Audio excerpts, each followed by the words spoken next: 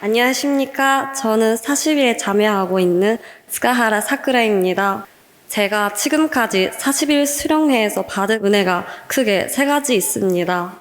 첫 번째로 1세의 선배님들을 존경할 수 있게 된 거, 두 번째로 자신의 아버지를 조금 좋아하게 된 거, 마지막으로 우리가 어머님께 기쁨을 돌려드리는 방법을 찾은 것입니다.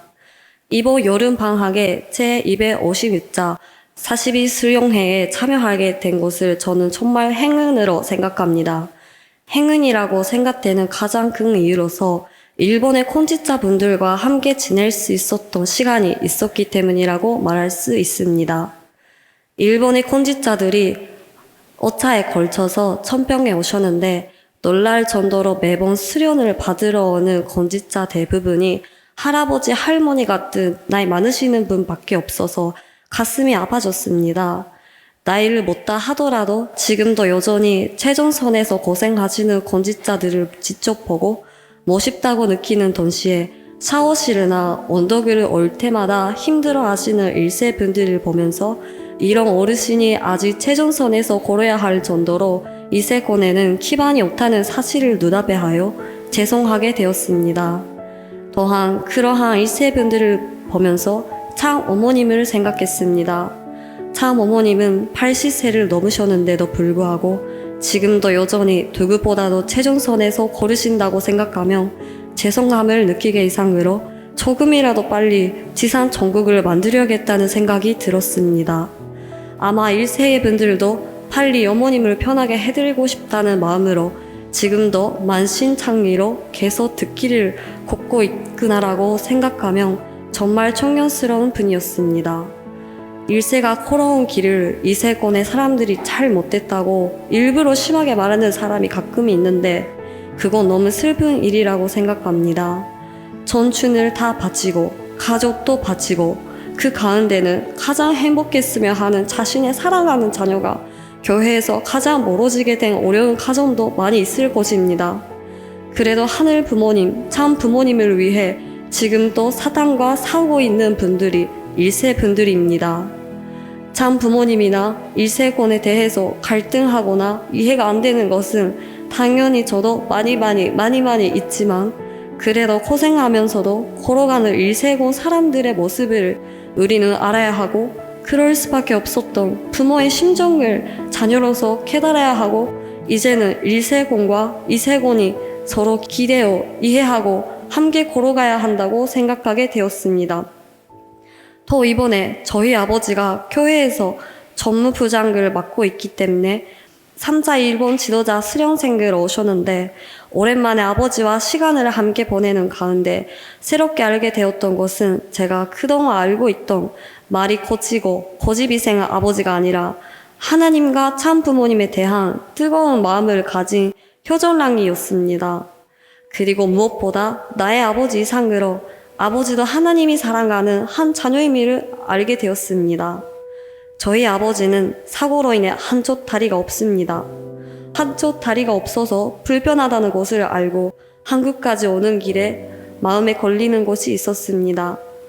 엄마한테서 아빠가 천평에 올 테니 도와드리라고 했을 때 솔직히 아빠를 싫어하니까 도와주고 싶지 않다는 마음이 있었는데 우리 유학생들을 지도해 주시는 여코이 목사님께서 부모를 소중하게 하라는 말씀을 해주신 것이 기억에 남아있어서 한 3일 정도는 열심히 효도해봤습니다.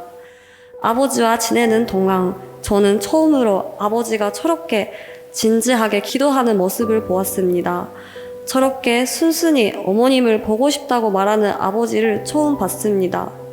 자, 아버님이 번양온 잠배가 제일 하고 싶어서 라고 아버님을 사모하시는 아빠의 모습을 보면서 너무 기뻤습니다. 사고로 한쪽 다리를 잃어버려도 하나님께 감사하고 불변한 몸이라 하더라도 한국에 와서 자녀로서 힘쓰는 아빠를 보며 아빠의 좋은 점을 찾을 수 있는 기회가 되었습니다. 하늘 부모님과 참 부모님을 중심으로 부모와 자녀도 하나가 되어가는 것을 느꼈습니다. 하늘 부모님, 참 부모님 감사합니다.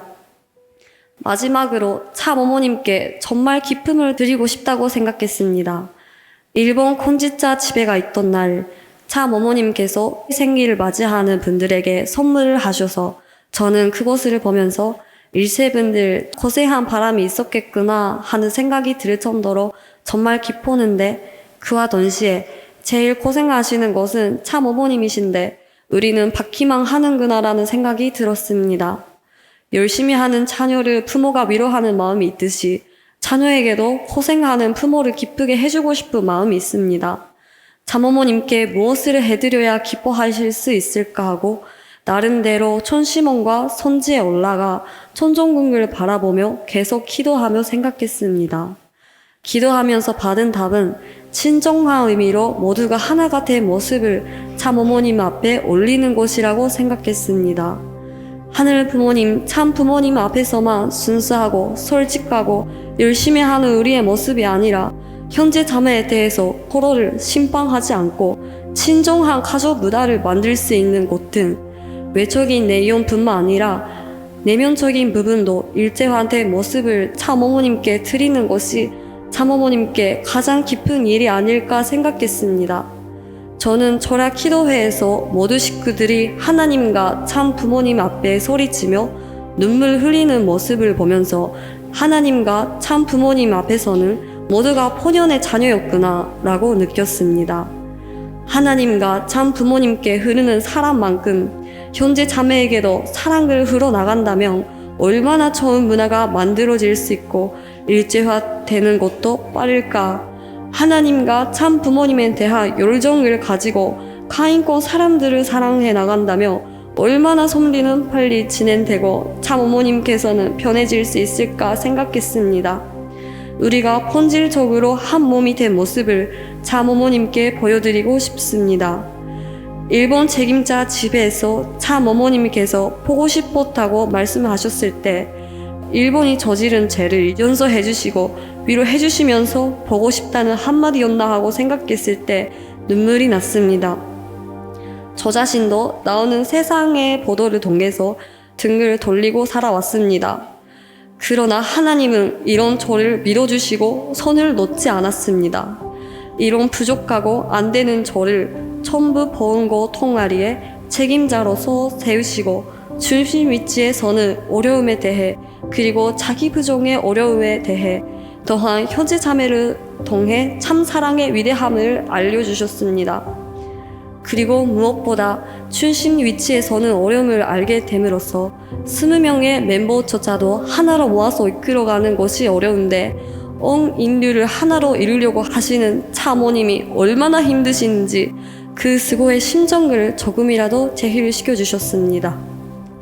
제가 등을 돌릴 때 그래도 하나님은 저를 믿어주셨습니다. 참어머님은 제가 등을 돌리고 살아온 것을 용서해 주시고 잊어주시고 보고 싶다고 사랑해 주셨습니다. 참어머님의 크신 사랑에 눈물이 멈추지 않았습니다. 참어머님, 저도 많이 보고 싶었습니다. 감사합니다.